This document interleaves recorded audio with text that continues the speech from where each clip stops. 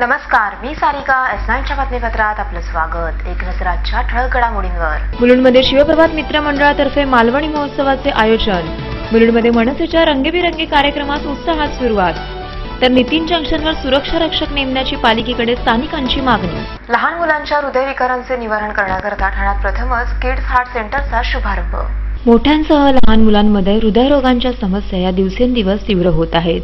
मोठ्यांकरता विविध उपाययोजना, औषध उपचार पद्धती याबाबत केल्या जातात. मात्र लहान मुलांबाबतीतील जन्मतःच हृदयात छिद्र असणे अशा गोष्टी सर्रास आपल्या कानावर पडत असतात.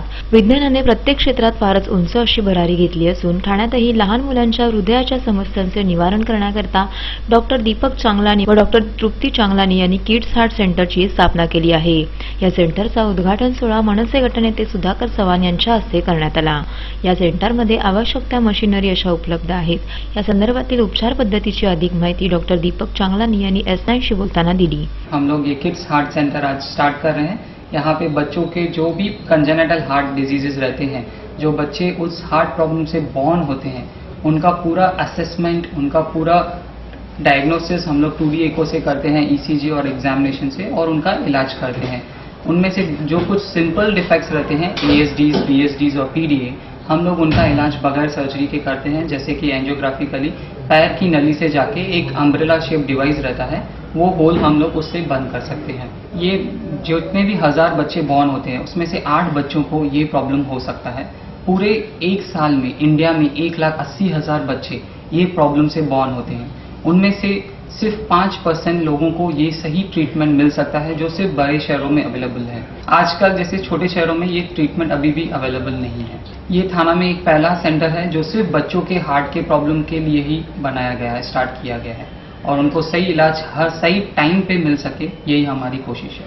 Sarika Salunkhe, S9 news Thane. शिवप्रभात मित्र मंडळातर्फे मुलुंड पूर्वेकडे भव्य मालवणी महोत्सवाचे आयोजन.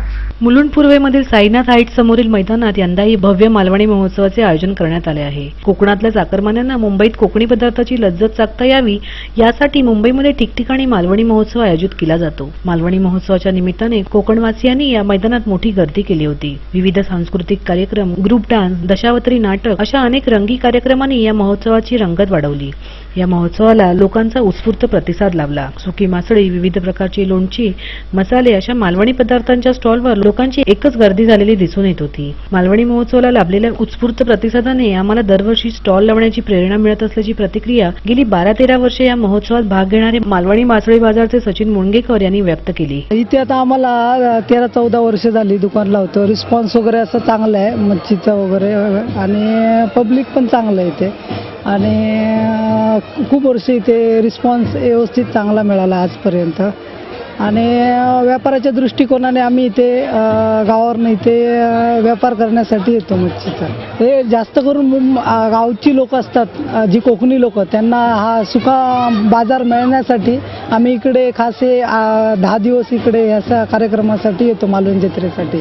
तर मुंबईमध्ये राहत असल्याने आपली नवी पिढी आपल्या संस्कृतीपासून दुरावते. त्या पिढीला मालवणी महोत्सवाच्या निमित्ताने आपल्या संस्कृतीचे दर्शन घडविता येत असल्याने खूप आनंद होतो, अशी प्रतिक्रिया मुलुंड पूर्वेच्या रहिवासी नेहा प्रभू यांनी S9शी बोलताना दिली. मालवणी महोत्सवामध्ये आम्हाला भरपूर आनंद होतो, कारण ज्या गोष्टी गावाला मिळतात त्या गोष्टी इथे मिळतात. गावाला आता मुंबईच्या लोकांना जाणं जमत नाही, कारण नोकरी आणि व्यवसायानिमित्त. पण मग काही खूप असे छान छान की तुमचं मच्छीचे प्रकार किंवा मसाले म्हणा मालवणी जे आहेत ते, आणि परत मुलांना सुद्धा आपलं कल्चर कळतं की मालवणी काय आहे, नक्की जेवण काय असतं काय. त्यामुळे आम्हाला हा महोत्सव फार आवडतो, आणि जेव्हा जेव्हा महोत्सव होतो तेव्हा तेव्हा आम्ही आवर्जून भेट देतो आणि भरपूर खरेदी करून आम्ही घरी जातो. व्हिडिओ जर्नलिस्ट योगेश मुळावडेसह कौस्तुभ दरवेस, S9 न्यूज, मुंबई. भारिप बहुजन महासंघाचा नागरिकांना भेडसावणाऱ्या समस्येसंदर्भातील गाऱ्हाणे मांडण्याकरिता जिल्हाधिकारी कार्यालयावर धडक मोर्चा. ठाणे शहरामध्ये राहणाऱ्या गरीब व आदिवासी लोकांना जनसामान्याप्रमाणेच अनेक अडचणींना सामोरे जावे लागते. महागाई, वाढता भ्रष्टाचार, झोपडपट्टी रहिवासियांचा घराचा प्रश्न, क्लस्टर डेव्हलपमेंट यासारख्या प्रश्नांबाबत समस्या भरीप संघातील नागरिकांना भेडसावत आहेत. आपल्या विविध समस्या व प्रलंबित मागण्या घेऊन भरीप बहुजन महासंघ जिल्हाधिकारी कार्यालयावर धडक मोर्चा घेऊन आला होता. यावेळी पोलीस बंदोबस्तही येथे कडोकट करण्यात आला. झोपडपट्टीवासियांची SRA योजना, अधिकृत बांधकामातील टॅक्स पावती, वाढती महागाई, बेरोजगारी, वाढीव विद्युत विद्युत बिले कमी करणे यासारख्या विविध समस्यांना बहुजन संघास सामोरे जावे लागते. तसेच शाळा कॉलेजांपासून बार व पानपट्टी दूर असावेत या संदर्भात शासनाने कडक नियमावली करावी अशी मागणी या संघाचे ठाणे शहर अध्यक्ष कमलाकर तायडेंनी केली आहे. या मोर्चाचं नियोजन आम्ही अशा पद्धतीने केलेलं आहे की ज्या वर्षानुवर्षे आमची दलित लोक असो बहुजन लोक आहेत इथे ठाणे शहरामध्ये झोपडपट्टीमध्ये राहतात. पण या झोपडपट्टीमध्ये जर काही लोकांनी जो अनुसूचित जाती आणि नवबौद्धांसाठी घटक योजना चालू केली होती त्यामध्ये बौद्ध लोकांच्या नावाखाली ब्राह्मण लोकांची नावं टाकून SC कोट्यामध्ये आमचा SC कोटा वाढवलेला आहे. हा एक मुद्दा आहे. त्याच्यानंतर आम्ही जे क्लस्टर डेव्हलपमेंटच्या बाबतीमध्ये बोलणार आहोत.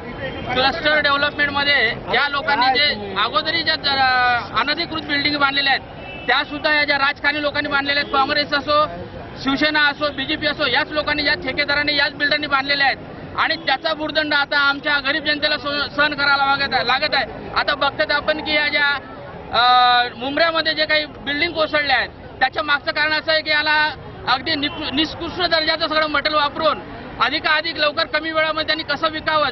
7 महिन्यामध्ये 7 माळ्याची बिल्डिंग तयार होते आणि ती वर्षाच्या आतमध्ये 7 महिन्यात ढासळून पडते आणि त्यात जी लोक अगदी गुन्हेगार नाहीत अशा लोकांचा त्यात बळी जातो. या गोष्टीवर नियंत्रण आणण्यासाठी आम्ही भारी बहुजन महासंघ माननीय प्रकाशजी आंबेडकर आमचे पक्षनेते आदरणीय यांच्या याच्याखाली आम्ही या मोर्चाचं आयोजन केलेलं आहे. व्हिडिओ जर्नलिस्ट चेतन सावंतसह सारिका साळुंके S9 न्यूज ठाणे. S9च्या बातमीपत्रात वेळ झाली अल्पशा विश्रांतीची.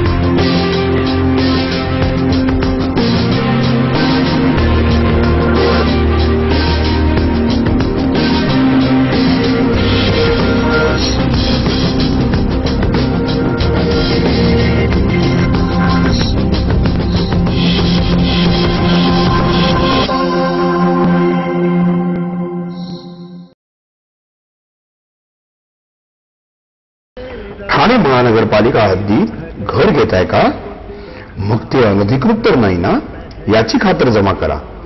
अनधिकृत घर घेणं हा विकणाऱ्यासोबत विकत घेणारा देखील तितकाच दोषी असतो. तेव्हा घराची डोळस खरेदी करा. आपली कुठे फसवणूक तर होत नाही ना यासाठी ठाणे महानगरपालिका मुख्यालयातील 4थ्या मजल्यावरील बांधकाम विभागात घराचा सर्वे नंबर, टिक्का नंबर याची खातर जमा करा. घराचं स्वप्न अवश्य करूया साकार, पण अनधिकृत घराचा नका करू कधीही विचार. अधिकृत घर म्हणजे उद्याची देखील निश्चिंती. अनधिकृत घराचे दार म्हणजे डोक्यावर कधीही तोडण्याची टांगती तलवार. जगणं तुमचं होऊ दे सुरेल गाणं, स्वच्छ सुंदर आणि अधिकृत घरांचं हसरं ठाणं.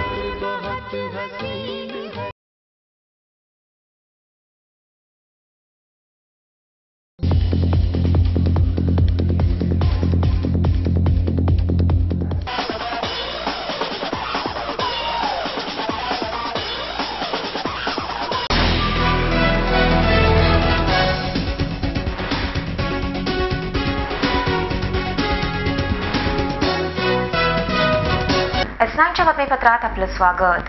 महाराष्ट्र नवनिर्माण सेनेच्या सत्यवान दळवी यांच्या संकल्पनेतून साकारलेल्या रंगीबेरंगी महोत्सवाला उत्साहात सुरुवात. महाराष्ट्र नवनिर्माण सेनेचे मुलुंड विभाग अध्यक्ष सत्यवान दळवी यांच्या कल्पनेतून साकारलेल्या रंगीबेरंगी महोत्सवाला सुरुवात झाली आहे. 7 डिसेंबर ते 4 जानेवारी पर्यंत चालणाऱ्या या महोत्सवात स्त्रियांसाठी चतुर्वयनी, लहान मुलांसाठी चित्रकला स्पर्धा, ज्येष्ठ नागरिकांसाठी चालण्याची स्पर्धा अशा विविध स्पर्धांची आखणी करण्यात आली आहे. मुलुंड विभागात चालणाऱ्या महोत्सवात रंगीबेरंगी महोत्सवाची टीम विविध ठिकाणी जाऊन स्पर्धांचे आयोजन करत आहे. Tata colony, Navghar road, VPM शाळा इत्यादी ठिकाणी या कार्यक्रमाची सुरुवात करण्यात आली. आयोजक सत्यवान दळवी यांनी रंगीबेरंगी महोत्सवाची संकल्पना S9शी बोलताना स्पष्ट केली. महाराष्ट्र नवनिर्माण सेनेतर्फे गेली 4 वर्ष, हे 4थं वर्ष आहे रंगीबेरंगी महोत्सवाचं. या स्पर्धेमध्ये लहान मुलांसाठी चित्रकला स्पर्धा, या स्पर्धेमध्ये 400 ते 500 मुलं सहभागी होतात. वेगवेगळे विषय देऊन त्यांना या विषयांवरती चित्र काढायला सांगण्यात येतं. त्याचबरोबर समूह नृत्य स्पर्धा, ग्रुप डान्स कॉम्पिटिशन, त्याचबरोबर महिलांसाठी, विवाहित महिलांसाठी चतुर्वयनी स्पर्धा. वेगवेगळ्या परिसरामध्ये जाऊन त्या ठिकाणी मी हा स्पर्धा घेतो. एक वेगळा कुठेतरी रोजच्या धकाधकीच्या जीवनातून वेगळा एक आनंद त्या दिवशी त्यांना मिळत असतो. आणि त्याचबरोबर 4थी स्पर्धा आपली ज्येष्ठ नागरिक मॅरेथॉन, चालण्याची स्पर्धा, पुरुष आणि महिला, अशा विविध 4-5 स्पर्धा म्हणजेच हा रंगीबेरंगी महोत्सव आहे. आणि या स्पर्धेला आम्ही रंगीबेरंगी महोत्सव नाव दिलेलं आहे. या स्पर्धांच्या माध्यमातून एक व्यासपीठ निर्माण करून देण्याचं, वेगवेगळ्या क्षेत्रातील ह्या खेळाडूंना, स्पर्धकांना व्यासपीठ देण्याचं काम महाराष्ट्र नवनिर्माण सेने करते. आणि किमान 1,500 ते 2,000 स्पर्धक दरवर्षी या स्पर्धेत आनंद घेत असतात. सर्व विजेत्यांना, जिंकणाऱ्यांना, स्पर्धकांना, सहभागी सर्व स्पर्धकांना आम्ही त्या ठिकाणी गिफ्ट देतो, बक्षिसे देतो. किमान त्यांच्या जीवनामध्ये वेगळा आनंद देण्याचा प्रयत्न महाराष्ट्र नवनिर्माण सेनेच्या माध्यमातून होतोय. चतुर्वयनी या स्पर्धेने महोत्सवाची सुरुवात करण्यात आली. या स्पर्धेला सर्वच वयोगटातील महिलांचा उत्स्फूर्त प्रतिसाद लाभला. नुकत्याच लग्न झालेल्या नववधूपासून 60 वर्षांच्या आजीबाईंनी या स्पर्धेत उत्साहाने भाग घेतला. आजच्या धकाधकीच्या जीवनातून 2 निवांत क्षण या स्पर्धांच्या माध्यमातून जगता येत असल्याची प्रतिक्रिया सहभागी स्पर्धकांनी दिली. आता इथे चतुर्वयनीची स्पर्धा होणार आहे. ह्याच्यात आम्हाला वेगवेगळे खेळ खेळायला मिळतात जे आम्ही लहानपणी खेळायचो. तर एक बालपण अनुभवल्यासारखं येतो, फील येतो. त्यामुळे बरं वाटतं. सगळे कॉलनीमधले एकत्र येतात बायका, त्यामुळे छान वाटतं. ह्या खेळ स्पर्धेमध्ये भाग घेण्याचं कारण म्हणजे आता रोजची आमची सर्व्हिस, मुलांचं रोजचं करायचं वगैरे, त्यामुळे जरा एक वेगळा आनंद घ्यायचा. आम्ही कधी खेळू शकत नाही, त्यामुळे इथे जरा महिलांबरोबर खेळायला मिळतं. म्हणून या स्पर्धेत आम्ही दरवर्षी, आज 3 वर्षाला आम्ही भाग घेतो या स्पर्धेमध्ये. आणि म्हणजे बरं वाटतं घेतल्यानंतर. व्हिडिओ जर्नलिस्ट योगेश मोरावडेसह कौस्तुभ दर्वे, S9 न्यूज, मुंबई. मध्य प्रदेशात भाजपाने विधानसभा निवडणुकीत विजय मिळवल्याने ठाण्यात भाजपा कार्यकर्त्यांनी केला जल्लोष. जेमतेम 6 महिन्यावर येऊन ठिपलेल्या लोकसभा निवडणुकीची सेमीफायनल ठरलेल्या 4 राज्यातील विधानसभा निवडणुकीत काँग्रेसचा पुरता धुव्वा उडाला आहे. भाजपने मध्य प्रदेश, छत्तीसगड या राज्यातील सत्ता कायम राखत राजस्थान व दिल्लीतूनही काँग्रेसला सत्तेवरून हाकलले आहे. हा विजय साजरा करीत ठिकठिकाणी भाजप नेत्यांनी जल्लोष व्यक्त केला. आतिषबाजी, ढोल ताशांचा गजर करीत ठाण्यात भाजपा नेत्यांनी जल्लोष केला. ठाण्यातील भाजपचे माजी अध्यक्ष संदीप लेले, नगरसेविका रेखाताई पाटील यांच्यासह इतर भाजप कार्यकर्ते यामध्ये सहभागी झाले होते. Sarika Salunkhe, S9 news, Thane. Nitin junction जवळील भुयारी मार्गावर सुरक्षा रक्षकांची नेमणूक करण्यासंदर्भात शाळकरी व नागरिकांची पालिकेकडे मागणी. नितीन जंक्शन सिग्नलजवळ 5 रस्ते वितरित होतात. शिवाय हायवेलगत असणाऱ्या रस्त्यांमुळे नागरिकांना सोयीस्कर ठरणारा असा ठाणे महानगरपालिकेने भुयारी मार्ग तयार केला. 4.5 कोटी रुपये खर्च करून 8 प्रवेशद्वार असलेला असा हा भुयारी मार्ग जवळजवळ 235 मीटर लांब व 20 फूट रुंद हा मार्ग असून येथे फारशी रहदारी नसते. शाळकरी मुले याचा जास्तीत जास्त वापर करीत असून शाळा सुटण्याच्या व भरण्याच्या वेळीच जास्त करून पादचारी मार्गाचा वापर केला जातो. इतर वेळी हा मार्ग फारच सुनसान असा असतो. फारशी रहदारी नसल्याने येथील उन्हाळ मुले मुलींना त्रास देण्याचे प्रकार वारंवार येथे घडतात. शाळकरी मुलींनी स्वतःचे संरक्षण लक्षात घेता येथे महिला व पुरुष अशा सुरक्षा रक्षकांची मागणी पालिकेकडे केली आहे.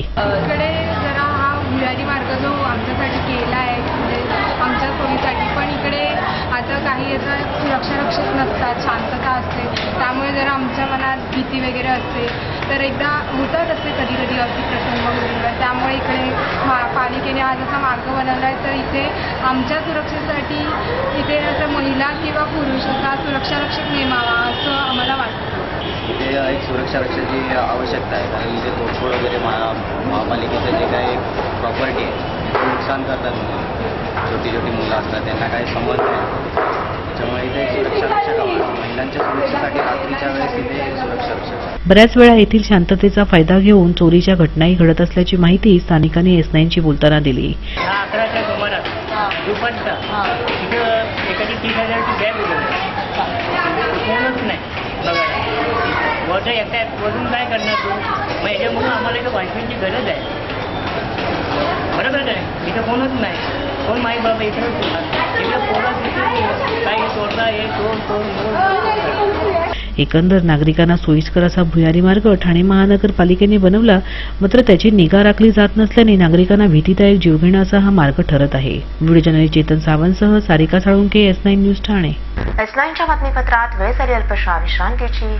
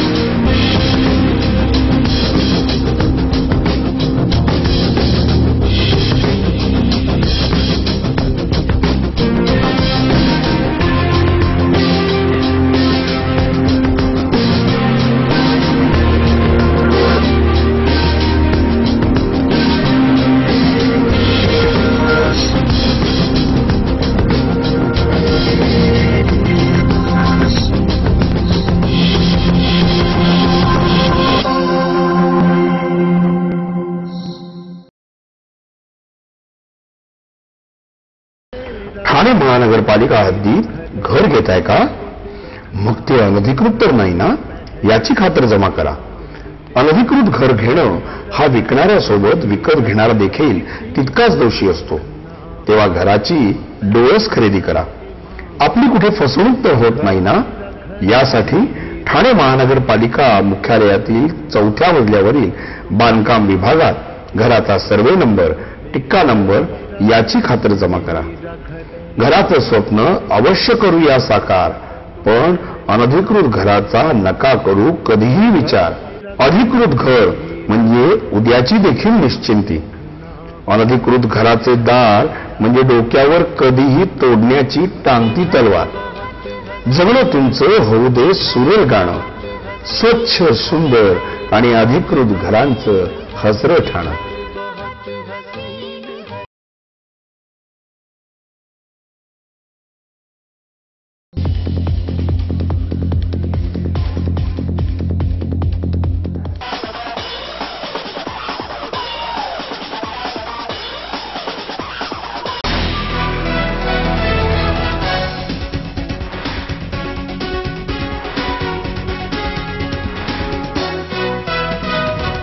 S9च्या बातमीपत्रात आपलं स्वागत. जादूटोणा प्रतिबंधक अध्यादेशाला पाठिंबा देऊन लोकप्रतिनिधींनी जनमताच्या विरोधात जाऊ नये असा हिंदुत्ववादी संघटनांचा निदर्शनाद्वारे इशारा. धार्मिक भावनांशी निगडीत आक्षेपार्ह तरतुदींमुळे जादूटोणा विरोधी विधेयक 18 वर्षापासून प्रलंबित आहे. या विधेयकाद्वारे महाराष्ट्र शासन बहुसंख्य श्रद्धाळू जनतेचा अवमान करीत आहे. तसेच विधेयकात केलेल्या सुधारणा या नास्तिक लोकांना विचारात घेऊन केल्याचा आरोप हिंदू जनजागृती संघटनेने केला आहे. त्यामुळे बहुसंख्य जनमताच्या भावनांचा आदर करून हा वटहुकूम रद्द करावा या मागणीसाठी राष्ट्रीय हिंदू आंदोलन ठाणे रेल्वे स्थानकाबाहेर करण्यात आले.